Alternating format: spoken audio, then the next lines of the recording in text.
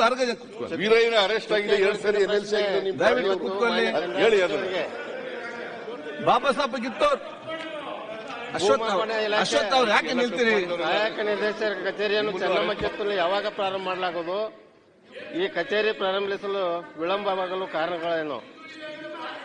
ಕಂದಾಯ ಸಚಿವರು ಅಡ್ಜಸ್ಟ್ಮೆಂಟ್ ಬೇಕಾಗಿಲ್ಲ. ನಮ್ದು ಪಾರ್ಟಿ ಸ್ವಚ್ಛ ಆಗ್ಬೇಕು, ನಿಮ್ದು ಪಾರ್ಟಿ ಸ್ವಚ್ಛ ಆಗ್ಬೇಕು.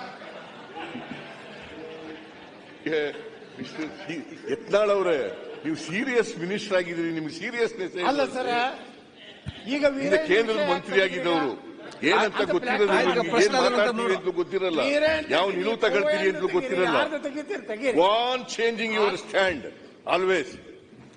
ಒಂದ್ಸಾರಿ ಹೇಳ್ತೀರಿ 2,500 ರೂಪಾಯಿ ಕೊಡಬೇಕು, 2,500 ಕೋಟಿ ಕೊಡಬೇಕು, ಚೀಫ್ ಮಿನಿಸ್ಟರ್ ಆಗ್ಬೇಕಾಗಿದೆ ಅಂತ ಹೇಳ್ತಾರೆ. ಆಮೇಲೆ ಅದರಿಂದ ಹಿಂದಕ್ಕೆ ಸ್ಟಾರ್ಟ್ ಆಗ್ಲಿ. ಸಿಬಿಐ ಕೊಡ್ರಿ ತನಿಖೆಗೆ, ಅದನ್ನ ಕೊಡ್ರಿ ಸಿಬಿಐ ತನಿಖೆಗೆ. ಸಿಬಿಐ ಕೊಡ್ರಿ. ನಿಮ್ ಸರ್ಕಾರ ಇದ್ದಾಗ ಯಾಕೆ ಕೇಳಲಿಲ್ಲ? ಸಿಬಿಐ ಕೊಡಬೇಕು ಅಂತ ಯಾಕೆ ಕೇಳಲಿಲ್ಲ? ಸುಮ್ಮನೆ ಏನೋ ಬಾಯಿ ಬಂದಾಗ ಏನೋ ಮಾತಾಡ್ತಾರೆ. ಮಂತ್ರಿಗಳೆಲ್ಲ ಕೂತ್ಕೊಳ್ಳಿ. ಮಂತ್ರಿ ಅವರೇ ಕೂತ್ಕೊಳ್ಳಿ.